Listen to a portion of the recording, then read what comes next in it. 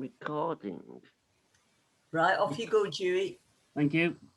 So I'm talking about loneliness, isolation, and hopelessness today. Loneliness and isolation is more or less the same family, but vice versa sort of thing. So isolation describes and can lead to loneliness. It's also stated being which can take triggered factors to such of employment, health issues. Isolation can also involve in involvement or little no communication with friends, family, and acquaintances. Okay. There's also, I'm trying to get my bearings and stuff, so bear with me. I haven't spoken for quite a long years in public and things like that, because I don't like to do it one-to-one and stuff. Just to let you know, there's over 9 million people suffering from loneliness at the present time. Yeah, and those figures I was given prior to COVID. A lot more people at the moment is suffering from isolation due to COVID, you know, because some of them are isolating due to poor health, because they're being put onto the at-risk categories. Some of them don't want to catch it, and everything else. But I just thought I need to mention the COVID aspect because a lot more people are suffering out there.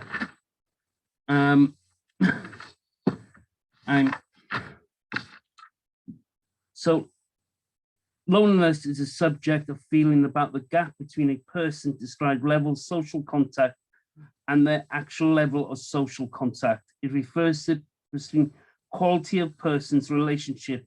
Loneliness is never described as lessening. These feelings can take a long time. Social isolation is an object measure of number and contracts that people have.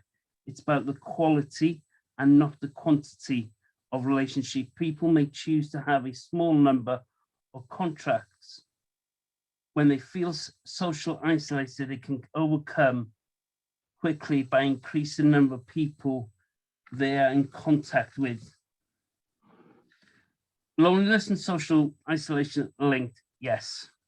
Loneliness and social are different but related to concept. Social isolation can be led to loneliness, and loneliness can be led to social.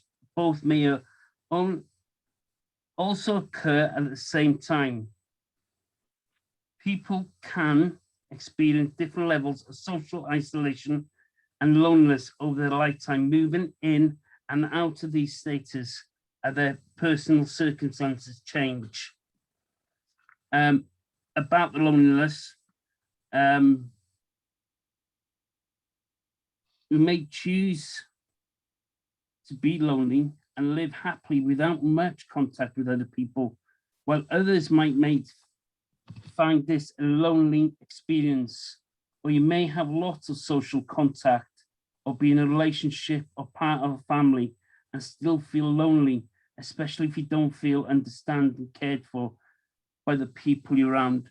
I've known quite a few people that's come into where I work, and one of those were that they just need to feel someone to talk to mostly.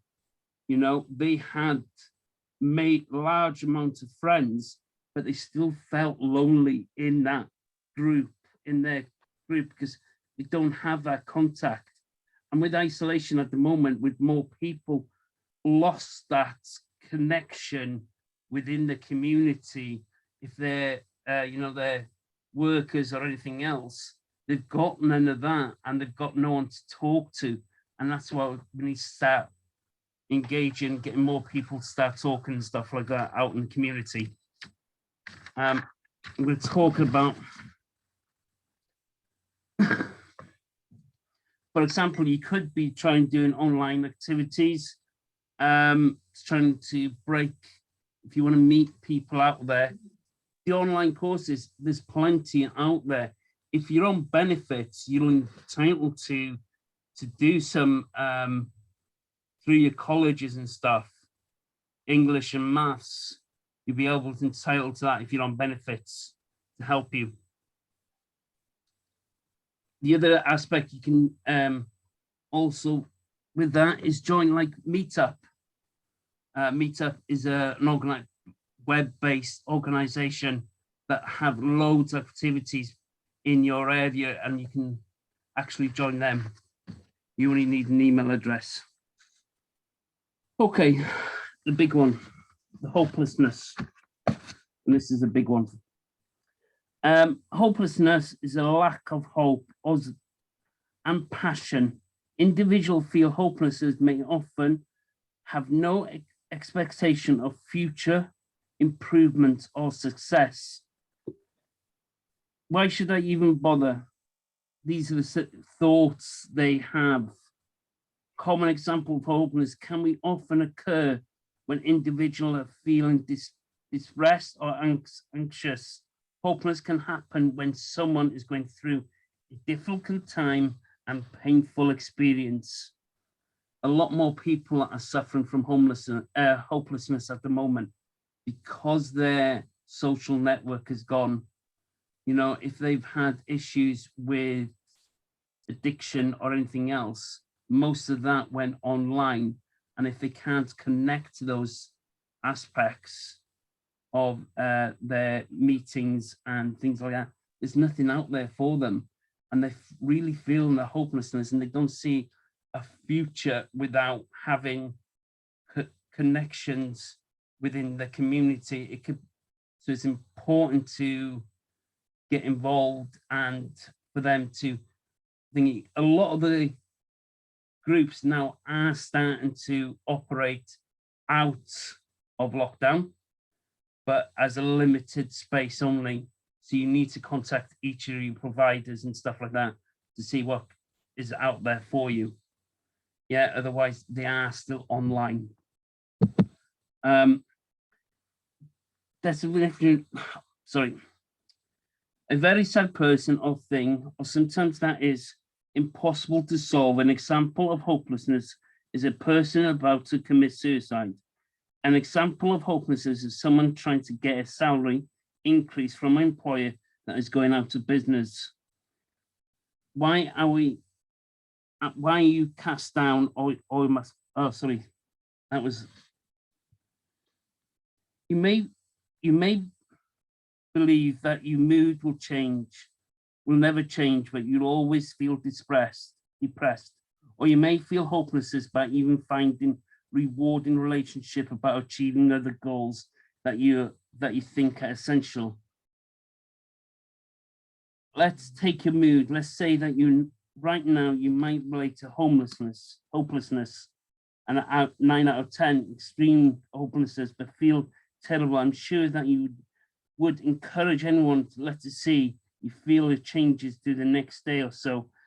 I find it useful for my patient to rate their positive and negative emotions every waking hour of the day. Even the most hopelessness people find their mood change depending on the time of day and what they're doing with, and what they are thinking. Moods change during the day, maybe more change impossible. Keep an open mind about change. Also set goals is important. Yeah, and don't, how I try and do it is that set goals that is now and not for what you can do in the future. You know, they may be out of reach, but do the day-to-day, if that's going to be doing a cooking class or playing a guitar or something, whatever what interests are, yeah, that will help you come out of that hopelessness. Yeah, also get professional advice, speak to your doctor, speak to 111, and also speak to some of the crisis teams that's based out there.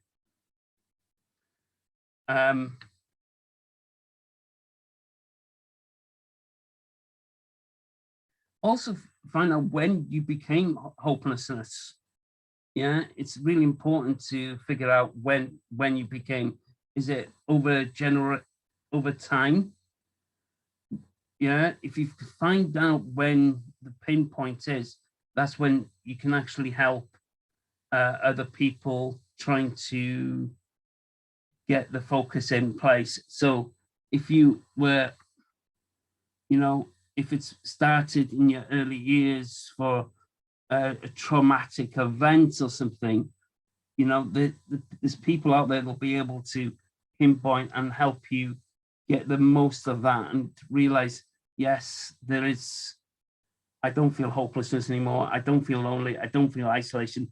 I just need some help with other aspects. Yeah, usually hopelessness, it comes, like I said, anxious, depression, when they feel there's no hope for the future or anything else, and they don't see a way out. It could be somebody in debt, it could be a family breakup, it could be anything. And I mean literally anything. In my field, we've had clients that has been on top of their profession, but also at the bottom of the ladder, and it affects everybody and everybody. Trust me, it does.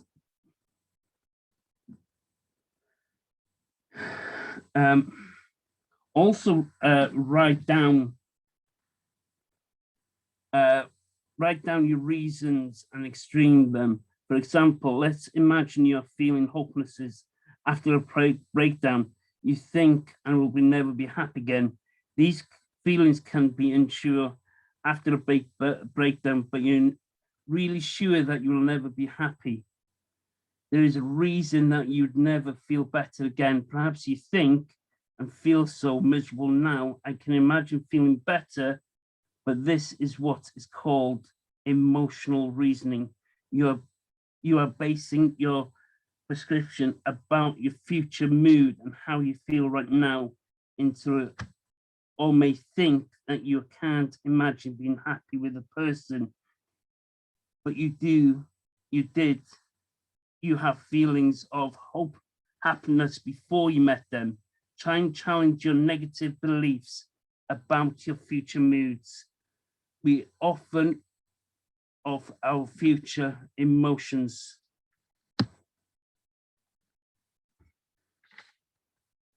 Act against your hopelessness. Our beliefs and moods have often become, I will isolate myself, remain positive and ruminate, but acting the opposite of the way you feel is often a good way to break the chains of hopelessness. If you are not feeling hopelessness, what actions that you have to take, perhaps you could exercise a friend, take a task, make plans with somebody, go for a walk. Act if is often the first step towards more hopeful futures. That's all I've got. I was quick, but if anybody's got any questions or anything, please don't hesitate to ask. I'll try and answer as much questions as I can. Thank you very much for that, Dewey. It must have been